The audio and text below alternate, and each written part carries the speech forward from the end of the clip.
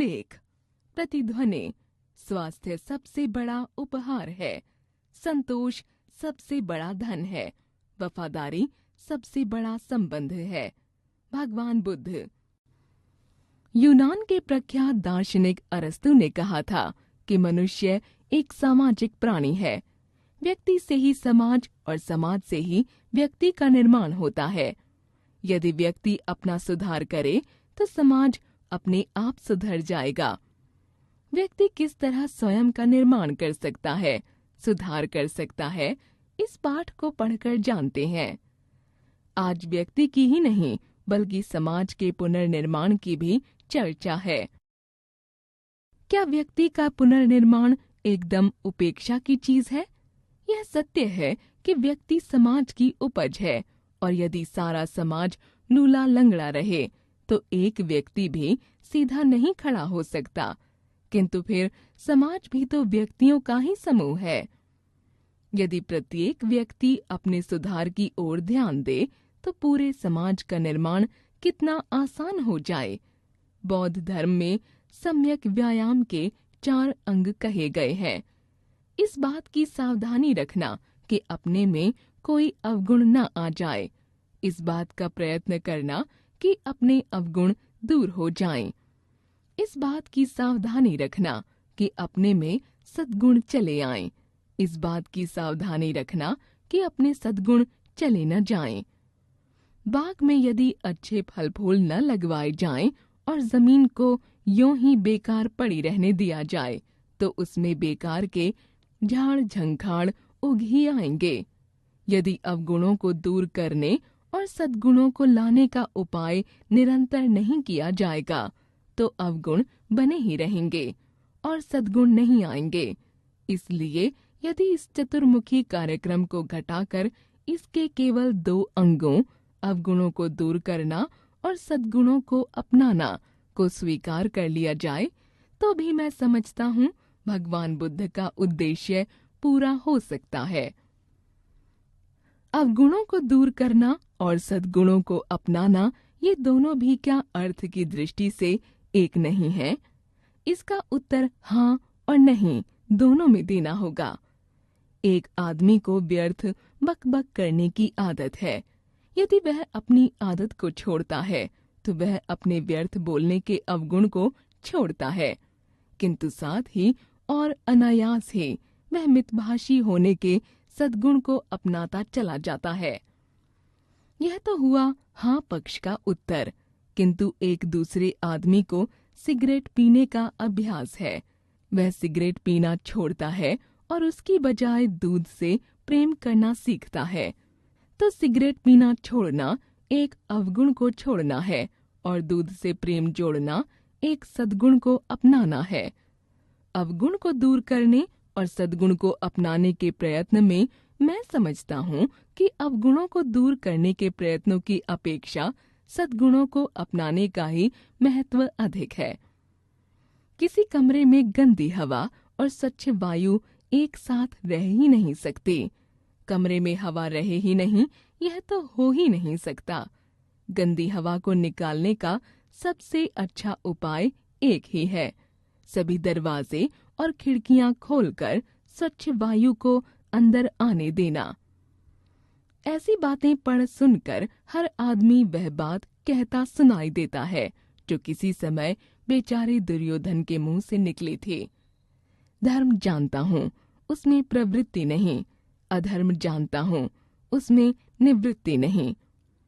एक आदमी को कोई कुलत पड़ गई, सिगरेट पीने की ही सही, अत्यधिक सिनेमा देखने की ही सही। बेचारा बहुत संकल्प करता है, बहुत कस्में खाता है कि अब सिगरेट न पीऊंगा, अब सिनेमा देखने न जाऊंगा। किंतु समय आने पर जैसे आप ही आप उसके हाथ सिगरेट तक पहुंच जाते हैं और सिगरेट उसके मुंह तक। बेचारे के पांव सिनेमा की ओर जैसे आप ही आप बढ़े चले जाते हैं। क्या सिगरेट न पीने का और सिनेमा न देखने का उसका संकल्प सच्चा नहीं है? क्या उसने झूठी कसम खाई है? क्या उसके संकल्प की दृढ़ता में कमी है?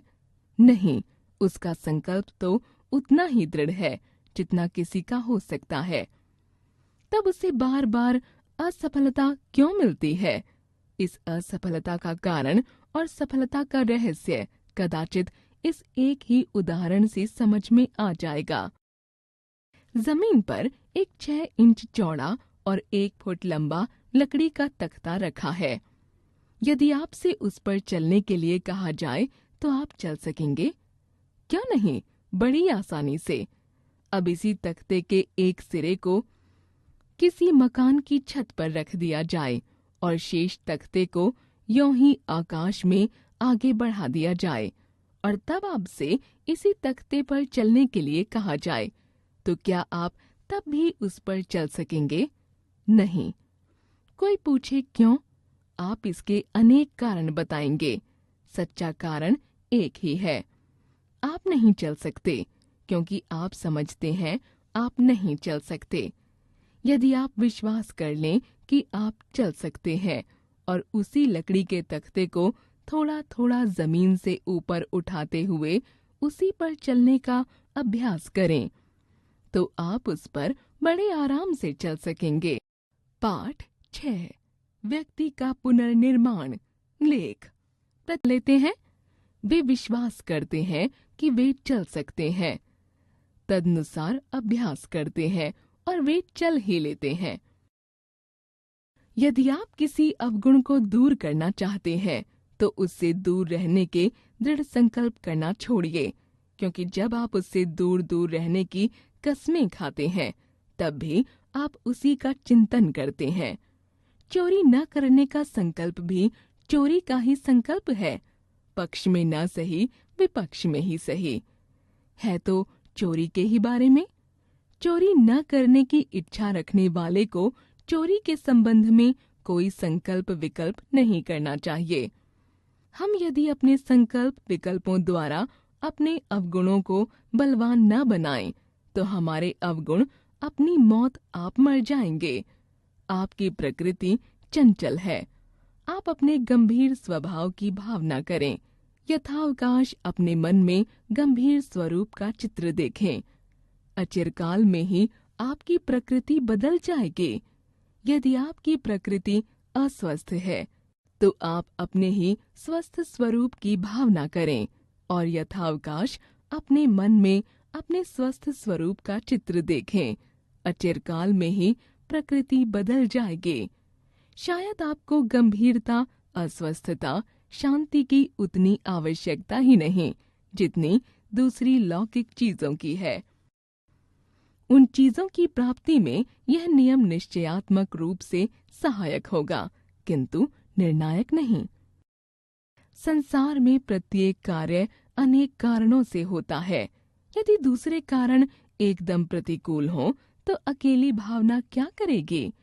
कोई तरुण अपने शरीर को बलवान बनाना चाहता है, खाने पीने के साधारण नियमों का ख्याल नहीं करता, स्वच्छ वायु में नहीं सोता, व्यायाम नहीं करता, केवल भावना के ही बल पर बलवान होना चाहता है।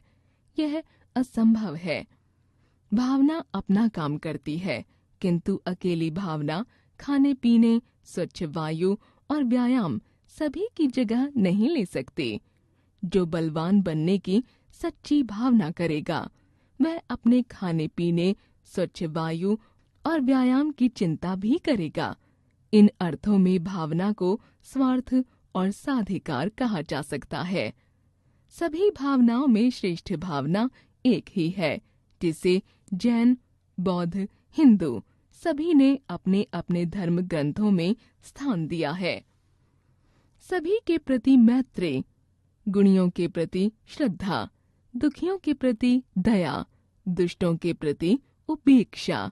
सचमुच इससे बढ़कर ब्रह्म विचार की कल्पना नहीं की जा सकती। भदंत आनंद कौशल्यायन। जीवन मूल्य। हमें सभी के प्रति मैत्री, श्रद्धा, दया तथा दुष्टों के प्रति उपेक्षा का भाव रखना चाहिए।